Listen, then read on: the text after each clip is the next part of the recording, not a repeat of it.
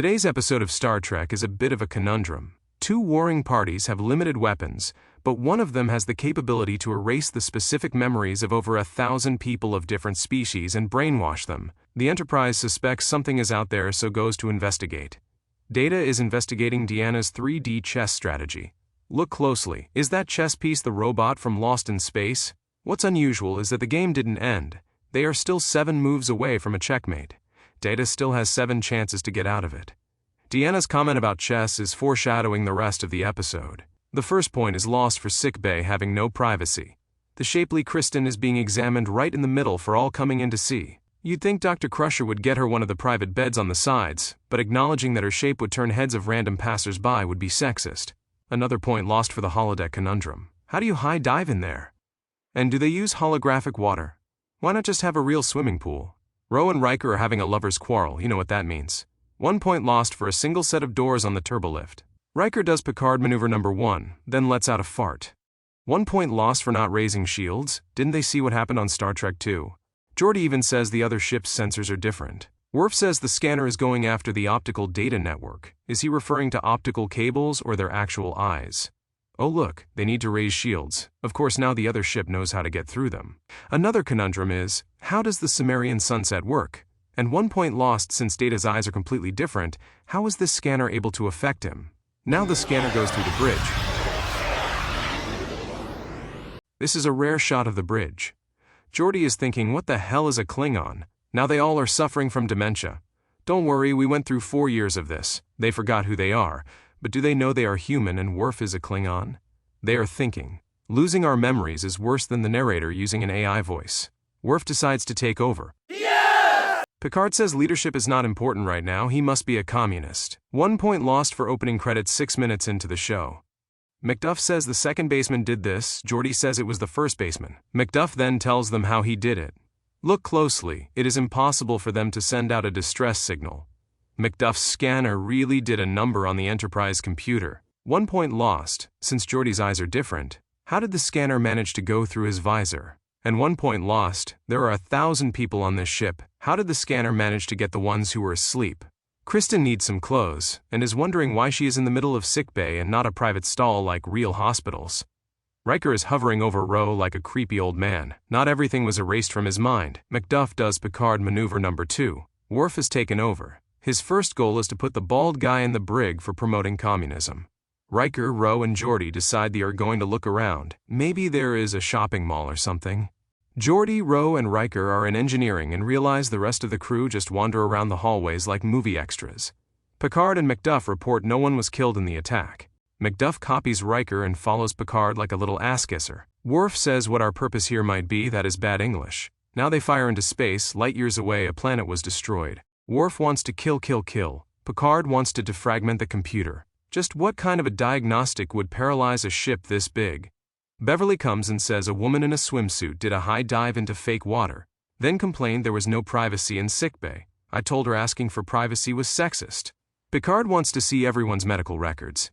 Did you notice everyone has the same round object in their quarters? Now for some weird small talk. Ro tells Riker, you don't strike me as a man. Obviously that scan has disrupted her gender identity skills. Riker calls her the left fielder. The first baseman needs a holodeck. In 10 forward, the first baseman is the representative. Ironically, the scan made them forget the word android, and can only call Data an artificial life form. Deanna also doesn't know she is Betazoid. No one seems to notice that the bartender is wearing a military uniform, and no one realizes that no matter how much they drink, they can't get drunk. Aww. Not only did they lose their memories, they have no alcohol. That's worse than the narrator using an AI voice.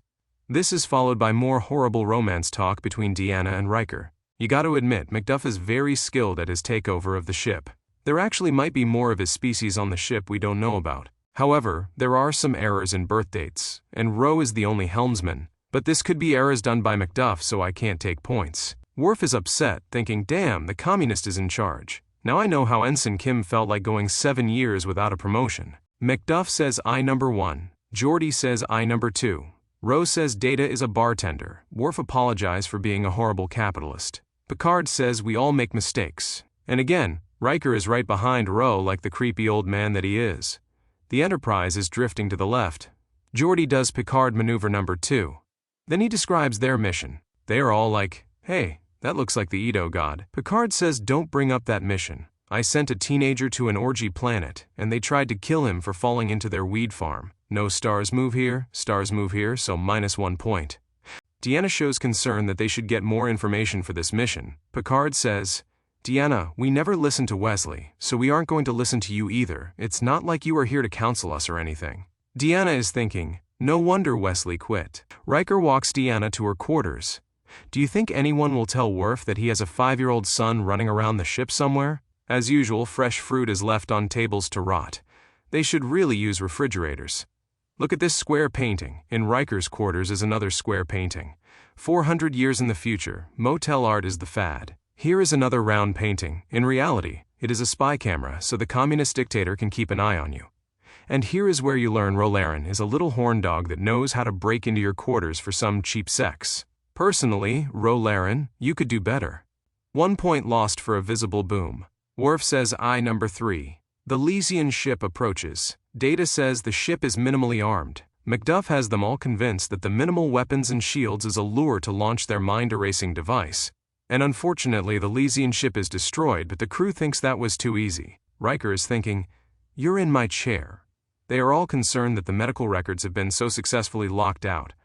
Down in engineering, Geordi does Picard maneuver number 3. Even Data says artificial life form instead of android. He lists all the possibilities of his race, and the final one is the worst, that he is alone in the world. Aww. If you own a Horgon, you should really put it on a shelf. Deanna knocks. Riker does Picard maneuver number 4. He has to readjust when women are around. Now he toots his own horn. Is this the only episode where she brushes his hair? Now comes Ro. Riker has to readjust again, which is Picard maneuver number 5, so it's time for a drink.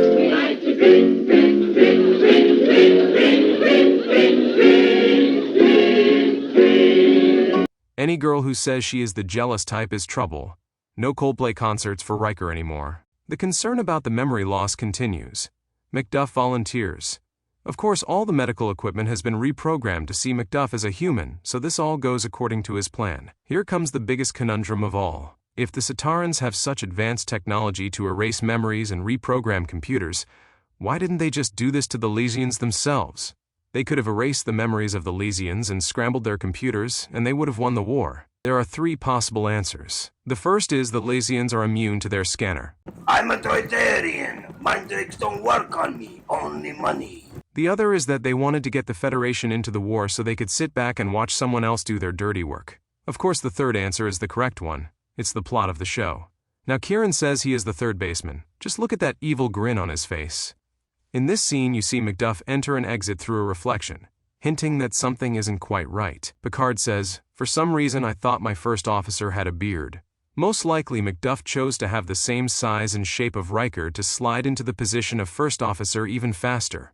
Picard expresses his concern that Deanna is right. They don't know enough about their enemy, who don't seem to be the threat they were told. Of course he can't tell Deanna she might have been right all along because they are contractually obligated to ignore the counselor whenever she suspects something. Then McDuff leaves as a reflection.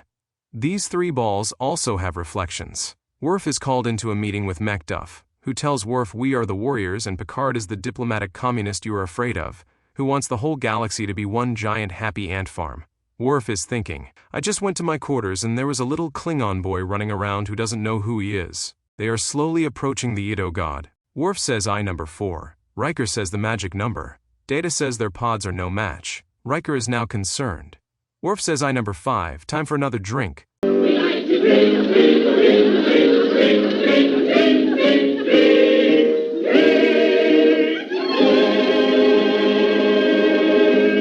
They arrive at the Edo god, who responds, Return, my child. And 1 point lost for reusing the Edo god.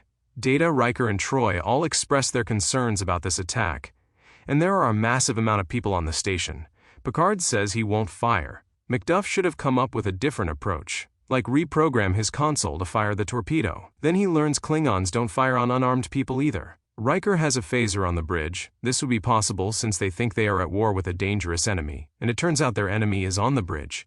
Deanna jumps at the sight of the alien, and 1 point lost since the dead McDuff should have reverted to his original form. Then there is the question of how many star bases there really are. Riker and Picard discuss how close they were to wiping out the Lysians, and you never hear about them again, even though they might want Federation support after what happened.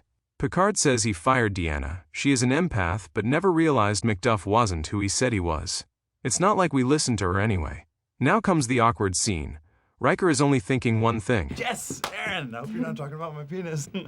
Ro and Deanna have decided to make Riker miserable. Both are wrong. Ro is fine with moving on, and Deanna and Will have been broken up for close to 10 years now, so it really isn't any of her business. It's not like they will get married in the future or anything. And the show ends with Riker realizing, so that's what the whole conundrum thing was about. Eric Weiss will be back one more time and on Deep Space Nine. Liz Vassy played Kristen. She has a very long run on All My Children and CSI, and is ranked on the Sexiest Women Board of Stuff magazine, but she only swims in fake water. Sadly, Eric Anderson left us last year due to esophageal cancer, which sounds horrible. He was born in Japan, and has 107 screen credits, including Friday the 13th, Quantum Leap, and The X-Files.